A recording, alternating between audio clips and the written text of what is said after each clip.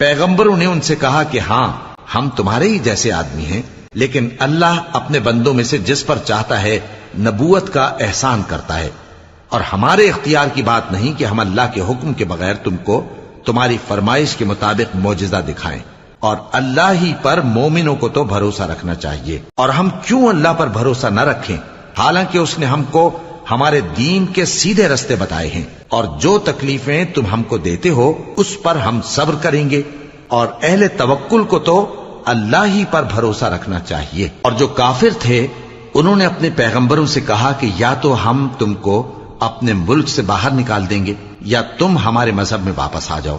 بس ان کے پروردگار نے ان کی طرف وحی بھیجی کہ ہم ظالموں کو ہلاک کر دیں گے اور ان کے بعد تم کو اس زمین میں آباد کر دیں گے۔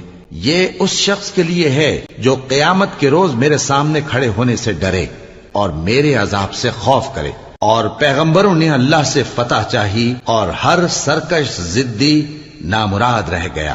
اس کے پیچھے دوزخ ہے اور اسے پیپ والا پانی پلایا جائے گا، وہ اس کو گھونٹ گھونٹ کر کے پیے گا اور گلے سے نہیں اتار سکے گا، اور ہر طرف سے اسے موت آ رہی ہوگی مگر وہ مرنے میں نہیں آئے گا، اور اس کے بعد سخت عذاب ہوگا۔ جن لوگوں نے اپنے پروردگار سے کفر کیا ان کے اعمال کی مثال راکھ کی سی ہے کہ آندھی کے دن اس پر زور کی ہوا چلے جو اسے اڑا لے جائے۔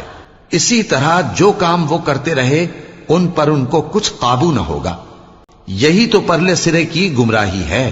کیا تم نے نہیں دیکھا کہ اللہ نے آسمانوں اور زمین کو تدبیر سے پیدا کیا ہے؟ اگر وہ چاہے تو تم کو نابود کر دے اور تمہاری جگہ نئی مخلوق پیدا کر دے، اور یہ اللہ کو کچھ بھی مشکل نہیں۔ اور قیامت کے دن سب لوگ اللہ کے سامنے کھڑے ہوں گے تو غریب پیروکار بڑے بن بیٹھنے والوں سے کہیں گے کہ ہم تو تمہارے پیرو تھے، کیا تم اللہ کا کچھ عذاب ہم پر سے دفع کر سکتے ہو؟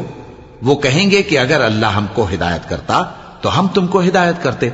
اب ہم گھبراہٹ ظاہر کریں یا صبر کریں ہمارے حق میں برابر ہے، کوئی جگہ رہائی کی ہمارے لیے نہیں ہے۔ اور جب حساب کتاب کا کام فیصل ہو چکے گا تو شیطان کہے گا جو وعدہ اللہ نے تم سے کیا تھا وہ تو سچا تھا، اور جو وعدہ میں نے تم سے کیا تھا وہ جھوٹا تھا، اور میرا تم پر کسی طرح کا زور نہیں تھا۔ ہاں میں نے تم کو گمراہی اور باطل کی طرف بلایا تو تم نے جلدی سے اور بے دلیل میرا کہنا مان لیا۔